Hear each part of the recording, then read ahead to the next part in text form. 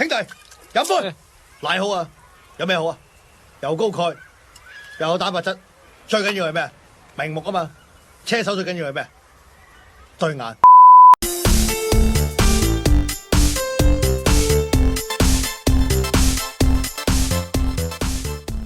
2021年第10條題目係有關於飲母乳嘅。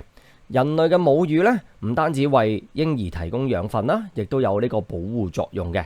而科學家最近就發現咗母乳入面有一種新嘅成分，就係一啲俾個小泡去包裹住嘅短 RNA 片段啦。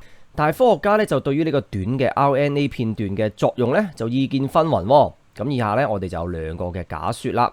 第一個假說就係短嘅 RNA 片段呢，係能夠作為食物顆粒嘅。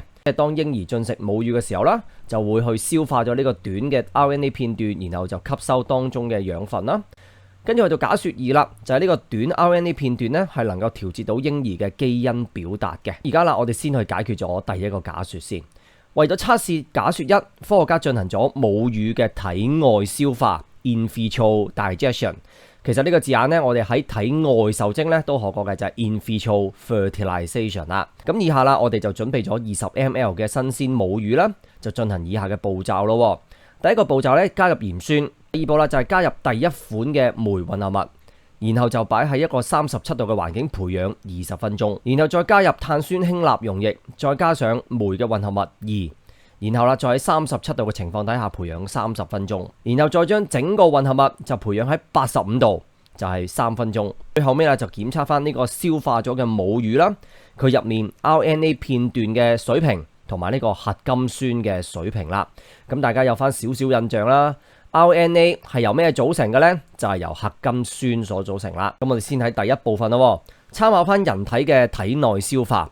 咁究竟步驟1同步驟4對於呢一個體外消化實驗嘅設計有咩嘅重要性呢？又問大家重要性咯。呢條題目呢，第一樣要考我哋嘅就係有關於消化系統入面嘅唔同器官啦，當中嘅酸鹼值嘅情況係如何呢？就考翻我哋啦。喺呢個咁獨特嘅 pH 嘅情況底下，對於消化酶嘅活性又有啲咩嘅重要性呢？因為題目係問你重要性啊嘛，就即係話我哋唔係淨係講話佢酸咯，佢鹼咯，而係咁酸同埋咁鹼對個酶嘅活性有啲咩嘅好處啊？好，咁啊嚟做一擊破啦。第一步呢，我哋就加入鹽酸溶液，然後再加入酶嘅混合物1。咁其實當中就係想模仿翻喺個胃入面嘅酸嘅情況啦，因為胃呢就會釋放胃液，而胃液入面嘅其中一個成分就係鹽酸 hydrochloric acid 啦。而去到第4步呢，就係加入碳酸氫鈉溶液，然之後我哋就加入酶嘅混合物2咯，另一款酶混合物咯。加入碳酸氫鈉溶液呢，都係為咗模仿翻喺我哋嘅胰液啊、腸液啊或者膽汁啊當中嘅酸鹼情況。今次講嘅係鹼嘅情況啦，因為啦呢3款嘅消化液呢都係鹼性嘅，咁啊導致到有一個中和作用出現啦。咁但係呢兩個啦，只係個功能嚟嘅啫，功能呢就未係重要性。重要性係問你做嚟為乜啊嘛，有乜好處啊嘛。咁所以啦，提供酸嘅環境，提供鹼嘅環境，就係為咗令到喺個消化液入面嘅消化酶，佢哋嘅活性係能夠做得最好嘅。所以第一步同第4步嘅重要性就係為咗啲酶嘅活性着想啦，就係提供一個最適當啦、最適合嘅 pH 嘅狀況俾啲酶咧去進行消化作用啦。咁呢度咧又講一講一啲題型變奏啦。嗱，今次咧佢咪1、2、3、4、5、6、7、8咁樣去啦。咁可能咧佢會特登嘅，1、2、3，跟住就5。加咗個酶嘅混合物2先，然後再加4落去，即係變咗1、2、3、5、4。咁喺呢個咁嘅情況底下啦，1、2、3、5、4同1、2、3、4、5有咩分別呢？咁其實你會知得到呢，如果我哋係1、2、3跟住5咗先嘅話呢，話唔定呢啲酶嘅混合物呢，入面嗰啲酶呢已經係變晒性，做唔到嘢噶啦。然後你先加翻個 step 4落去嘅話呢，其實都已經冇乜意思。變性呢個作用有幾快有幾慢呢？你可能不得而知啦。但係從個程序上面嚟計，係咪應該先中和咗佢，再加啲酶，係咪一定最穩陣啊？咁題目就會將啲次序特登撈亂佢，然後問你：喂，錯咗喎，邊度錯啊？好，跟住啦就去到第2部分咯。咁啊，第7步嘅目的又何在呢？第7步咧，我哋就係將啲混合物擺喺85度嘅環境，就浸佢3分鐘。咧就考翻我哋對於酶嘅理解啦。咁究竟酶係用咩嚟整嘅咧？就係由蛋白質所組成啦。而第2樣要考我哋嘅就係有關於溫度對於酶嘅活性嘅影響啦。85度一般而言咧，喺我哋身體工作嘅酶咧，佢哋嘅最適當溫度就係40度。咁所以85度咧一定已經遠超於我哋嘅最適當溫度噶啦。所以出到嚟嘅情況咧就係酶咧係會變性，變咗性之後啦就會終止咗酶嘅活性啦，亦都令到酶咧唔能夠再催化到個消化嘅作用啦。呢個就係個目的啦。但係今次啦講嘅係個目的啫，即係做個功能啦，係咪？但係下次嘅題目可能就問你啦，呢一步題目係問你第7步嘅重要性嘅話咧，答案就唔係呢一個噶啦，因為呢個只係講目的咋。個重要性係乜嘢呢？咁多位同學仔，其實就係令到第7步去到第8步之後，我一直進行緊第8步，想去檢測翻個短 RNA 片段啊、核苷酸嘅水平嘅時候呢，如果你一直都唔停止咗個酶嘅活性，即係唔停止呢個消化，其實你係會俾人挑戰緊噶嘛，你個反應仲做緊噶，本應呢可能都仲有結果噶。嗱，咁你就要留意啦。今次題目呢係問你目的，但係如果個題目係問你第7步嘅重要性呢，個答案就唔係咁嘅樣。咁因為目的呢就只係個功能嚟嘅啫。喂，做乜先？哦，就係為咗呢終止咗個酶嘅活性咯。但係終止咗個酶嘅活性對我哋整個實驗有啲咩嘅好處啊？咁你幻想下啦，如果去到第8步嘅時候，你一直檢測緊短 RNA 嘅片段同埋核苷酸嘅水平，其實我就當啲酶呢係能夠消化到個短 RNA 片段啦。咁你隔5分鐘嗰度抽少少，跟住隔一陣咧又抽少少。咁其實你個反應係未完成噶嘛？咁其實啦，我哋要做嘅咧就係確保到我哋喺個混合物入面嘅反應咧係停止咗先。即係話啦，嗱，消化完啊嘛，冇嘢做啦嘛。咁而家我哋就睇下短 RNA 嘅片段嘅水平啦，同埋核苷酸嘅水平啦。呢個重要性係講緊確保嗰個消化嘅反應係真係完結咗，我哋先可以進行到下一步。從而咧就令到實驗咧準確一啲，較為 accurate 啦。跟住啦，去到第3步啦，實驗完結咗之後咧，反應混合物入面嘅短 RNA 片段嘅水平同新鮮母乳咧係差無幾嘅。同一時間咧，我哋亦都係冇發現到核苷酸嘅出現嘅。咁題目就要我哋去解釋下點解呢個實驗嘅結果咧係能夠證明到假說1咧係不成立嘅。咁呢個題目啦，首先要考翻我哋嘅就係消化吸收佢哋之間嘅關係。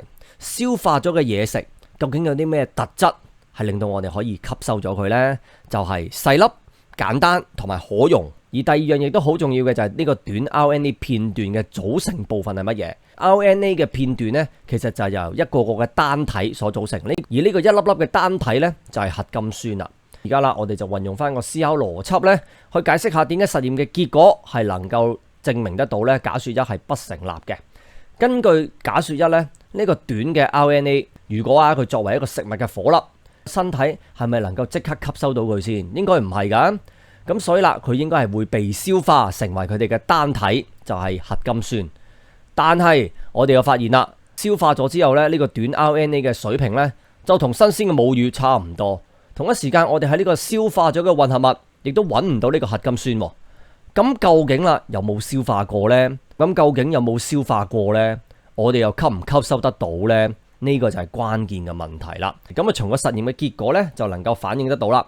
短 RNA 片段呢，係冇被消化成為核苷酸嘅，所以啦，呢個 RNA 嘅片段呢，仍然都係太大啦，係無法有效地通過到我哋小腸嘅，而係唔能夠通過到我哋嘅小腸去被吸收嘅。所以啦，你要表達答案嘅時候呢，第一步就係究竟呢個短嘅 RNA 片段有冇被消化？第二啦 ，OK， 如果佢係冇被消化嘅話，咁吸唔吸收得到呢？如果吸收唔到嘅話，就能夠證明得到假說1係不成立啦。因為假說1係講緊短嘅 RNA 片段係能夠作為食物顆粒，你都吸收唔到嘅，點樣作為食物顆粒啊？跟住啦，去到 Part B 啦。咁當啲科學家咧去設計緊嘅實驗，去驗證一下假說2係咪正確嘅時候呢，然後到 Part B 咧又講翻科學探究嘅步驟咯。當班科學家咧要設計一個實驗，去睇下究竟假說2係啱定係錯嘅時候呢，佢哋就要識得問問題啦。Part B 咧就要我哋去舉出其中一個科學探究嘅問題咯。咁呢個題目咧其實就係考翻我哋有關於基因表達嘅概念啦。基因表達咧喺一個細胞入面發生嘅，咁所以啦，最關鍵嘅問題就係講緊究竟呢啲短嘅 RNA 片段入唔入到血，入唔入到細胞呢？點解要喺血嗰度揾得到啊？係因為啦，就算我哋冇消化咗佢，原來我哋都仍然有辦法吸收佢，但係佢就唔係食物顆粒嚟噶咯。吸收咗入血嘅時候啦，喺血度運送啦，跟住啦就有機會俾個細胞去吸收咗。咁又點解要俾細胞吸收啊？因為整個基因表達就係喺個細胞入面度發生啊嘛。阿雪兒又話短 RNA 嘅片段係去調節基因表達嘅，咁你唔入去個細胞入面，又點樣去調節到個基因表達呢？係咪？咁所以第一個問題呢，我哋就要檢查一下細胞係咪能夠吸收到呢啲短嘅 RNA 片段啦。而第二個要問嘅問題呢，就係檢查下母乳入面呢個小泡嘅短 RNA 片段呢，能唔能夠喺嬰兒體內嘅消化道以外嘅地方，例如其他器官啦、血液啦，所去揾得到嘅。咁仲有另一個例子呢，就係檢查一下呢啲短嘅 RNA 片段嘅存在係咪真係會影響咗基因嘅表達啦。嚟到一點出發啦，今次嘅題目呢，就係問科學探究嘅。好，咁我哋先講酶啦。今次呢個題目呢，就係溫度又考你 pH 值又考你嘅，因為題目就先問我哋加咗酸啊、加咗鹼啊，對啲酶嘅活性其實有咩影響呢？第二啦，就將佢擺喺85度3分鐘。咁究竟啦，又對酶嘅活性有啲咩影響呢？咁呢個酶嘅特性呢，大家一定要溫得翻啦。第二啦，又係有關於科學探究呢，就係每一個步驟做嚟為乜呢？個目的何在呢？你做乜先？第二啦，就係做嚟有咩嘅好處，就係個重要性啦。加啲酸加啲鹼，究竟有咩重要性啊？然後啦，又去到假說同埋預測啦。今次呢，佢就俾埋啲結果嚟嘅。但係下次咧，可能又問翻你預測噶咯。如果咧假說一係正確嘅話，咁究竟啦個結果係如何呢？原來咧呢個短嘅 RNA 片段呢，佢真係作為食物顆粒嚟嘅。嗱，我就當佢係啱啦。經過咗呢個體外消化啦，你有咩預測嘅結果呢？咁問完你消化就問吸收啦吓。如果啦你真係將佢消化咗、吸收咗，就喺小腸吸收啦。咁但係啦，原來假說一真係錯啊嘛，消化唔到嘅。咁我哋就想研究下究竟假說二又係咪正確啊嘛？咁所以啦，基因表達呢一 part 呢，我哋又要去學翻啦。Transcription 轉錄 ，translation 轉譯呢兩個概念呢，大家一定要識翻啦。咁其實過往啦，無論 MC 又好，長題目都好呢，都有考過有關於酶啊，同埋呢個分子遺傳學嘅概念嘅。咁快快就溫翻書啦噃。Breast milk provide not only nutrients but also protective effects to the infant. Recently, scientists discovered a new constituent of the breast milk, short RNA fragment enclosed in the vesicles, and scientists have very diverse views about the role of these short RNA fragments, and there are two of the hypotheses. For the first hypothesis, the RNA fragments serve as the food particles. It means that our digestive system can digest the RNA fragments into the simple units, the nucleotide, and then we absorb it as the food particles. In the hypothesis 2, the short RNA fragments regulate gene expression in infants.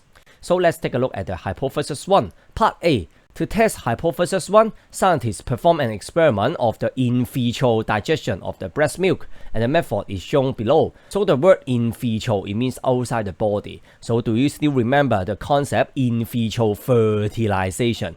That means we put the sperm and egg outside of the body for fertilization. And then now we prepare 20 ml of the fresh breast milk for the in vitro digestion. So for the first step, addition of the hydrochloric acid solution, and then step 2, addition of the enzyme mixture 1, incubation at 37 degrees Celsius for 20 minutes, addition of sodium hydrogen carbonate solution, and addition of enzyme mixture 2, and then we incubate the mixture at 37 degrees Celsius for 30 minutes, and then incubate the mixture at 85 degrees Celsius for 3 minutes, and finally we measure the level of the short RNA fragments and the nucleotide in the digested mixture. So for part 1, with reference to the digestion in the human body, what is the importance of the step 1 and step 4 to the experimental design of this in vitro experiment? For this question, is checking us the pH condition of different parts of the digestive system.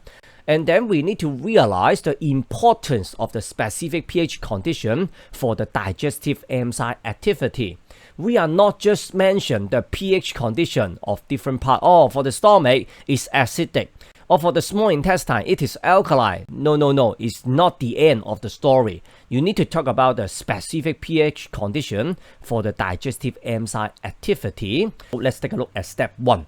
After step 1, we add the enzyme mixture. That means for step 1, it simulates the pH condition, the acidic condition of the gastric juice in the stomach. The stomach, it can produce the gastric juice, which is containing the hydrochloric acid. And for the step 4, after that, we add the enzyme mixture too. So for the step 4, we simulate the pH condition, alkali condition of the pancreatic juice, intestinal juice, bowel juice, or simulate the neutralization of the gastric juice in the small intestine. It is not the end.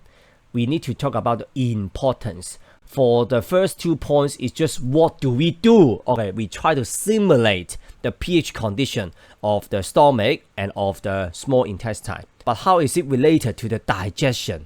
Because it can provide the optimal, a proper, a suitable pH conditions for the enzymatic digestion. So before we move on to part 2, let's talk about the possible question variation. Next time, the question may give you the steps, step 1, 2, 3, and 5, and then 4. That means after steps 1, 2, 3, we add the enzyme mixture 2 directly, and then we add the sodium hydrogen carbonate solution. So what's wrong with that? So the idea is that if we do the steps 1, 2, 3, and then we do the step 5, add the enzyme mixture 2, so the enzyme, they may be denatured immediately due to the acidic condition. After that, we add the sodium hydrogen carbonate solution is meaningless. Therefore, we need a correct order. Steps 1, 2, 3, and 4 first. We need to do the neutralization first. And then make sure that the enzyme mixture 2, they can really function well. And then for part 2, what is the purpose of step 7? We incubate the mixture at 85 degrees Celsius for 3 minutes. This question checks us the concept about the enzyme nature. It's made up of proteins. And then we need to recall the effect of the temperature on enzyme activity. So one idea I would like to remind you all is that, generally speaking, for the optimum temperature of the human enzyme working inside our body is about 40 degrees Celsius. And now 85 degrees Celsius is much higher than the optimum temperature. Therefore, the purpose is to stop the activity of the enzyme, to stop the enzymatic reaction, or to denature the enzyme. But what if the question it asks you that what is the importance or the significance of the step 7? When you see this question, don't answer the same thing, because it's just the purpose. What do we do? But for the importance is that why do we do so? We do it for what? For some benefit, right? So the idea is that before we really do the measurement of the level of the short RNA fragments and the nucleotide, we need to make sure that the enzymatic reaction stops. So before that, we need to denature the enzyme. Otherwise, when we are doing the measurement, this moment I have this result, but maybe 10 minutes later, 30 minutes later, I have another result. So our results will be challenged by other people. Therefore, the significance is that we need to make sure the enzymatic reaction is stopped before we do the measurement. And then we can get an accurate result. And then for part 3, after the in vitro digestion, the level of the short RNA fragments in the reaction mixture was similar to that of the fresh milk. No nucleotides were detected. So explain why the results disprove the hypothesis 1. So the concept checking, we need to recall the feature of the digestive food for the absorption. So for the digestion is the way to break down the food from big, compressed, and insoluble form into small, simpler, and soluble forms, which are ready for absorption. And after that, you need to recall the composition of the RNA fragments. They are made up of the nucleotides, the basic unit of the RNA fragments. And then we need to think about the whole story. Now, let's think about the whole story. Based on the hypothesis 1, the short RNA serve as the food particles. That means they should be digested into nucleotides, which are small, simple enough for absorption. And then the cell, they can uptake it for food. And then the cells can uptake them as food. However, no nucleotides were detected after. the in vitro digestion. So will there be any digestion? Will there be any absorption? So from the result, it shows that the short RNA fragments will not digest into nucleotide. Therefore, the small intestine cannot absorb the short RNA fragments as they are too large to pass through effectively. Therefore, there is no digestion of the short RNA fragment and there is no absorption of the nucleotides. And then for part B, scientists will ask scientific questions when designing experiment to test hypothesis 2. The short RNA fragments regulate the gene expression in infants. So we need to suggest one example of these scientific questions. This part, we need to recall the concept of the gene expression.